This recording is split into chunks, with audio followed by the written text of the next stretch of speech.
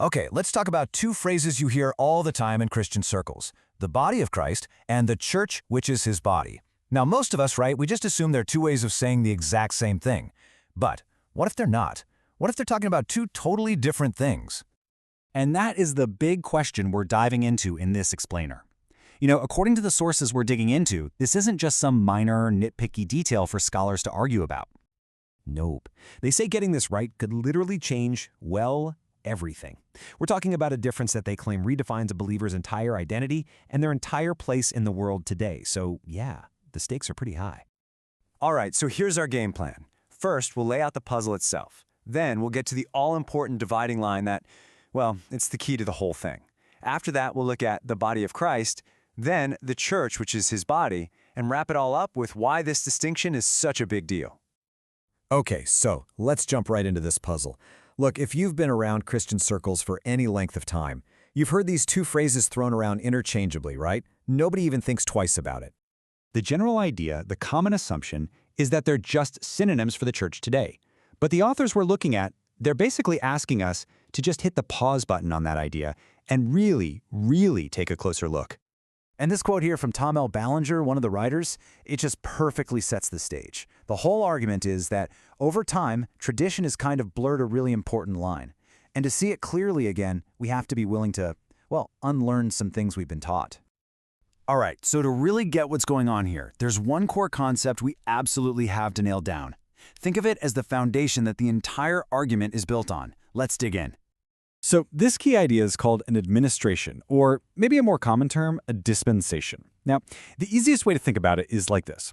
God has different household rules, or let's say different operating systems for different periods of time. And the critical part is, the rules and the promises from one period don't just automatically roll over into the next. Each one is distinct. Now, for these writers, the single most important dividing line, the before and after moment in the New Testament, is right at the end of Acts chapter 28. This is huge. It's a massive shift.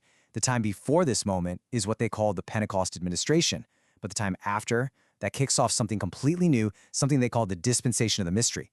Literally, everything else we're going to talk about hinges on understanding this dividing line. Okay, so with that framework locked in, let's take a look at our first phrase, the body of Christ. According to this viewpoint, this term isn't a general one. It specifically refers to the church as it was during the Acts period, before that massive shift at Acts 28. So what did that church actually look like back in the Acts period? Well, for starters, it wasn't one single worldwide church. Not at all. It was a bunch of separate local assemblies. You could almost think of them like individual franchises, where each local group was considered a body of Christ. They had a clear organizational structure, with elders and bishops, and there was still a very real distinction made between Jewish believers and Gentile believers. But here's the real kicker. The head of one of these local bodies could actually be a person, a human leader, not just Christ.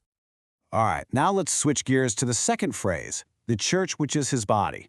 This is presented as something completely different. It's the new reality for believers that started after that big shift at Acts 28, in this new period they call the dispensation of the mystery.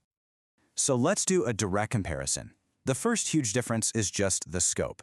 During the Acts period, the body of Christ was a plural concept. There were many of these local bodies. But when you get to the church, which is his body, which you read about in letters like Ephesians and Colossians, it's singular. It's one, single, universal body. It's not tied to any physical location.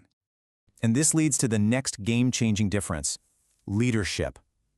We just said that back in the Acts period, people, human leaders, could be called the head of their local church. But in this new post-Acts reality, the one we see in Ephesians, there's only one head, period. And that's Christ. The entire structure of authority got a complete overhaul. This quote from Dr. Lamborn just nails it. He puts it so clearly. Sure, there were local bodies of Christ back then, but Christ wasn't the head of those bodies in the same way he is the one and only head of this church of the mystery. You see, it's a totally fundamental shift in who's in charge. And last but not least, think about how these two things were revealed to the world. The church in the Acts period?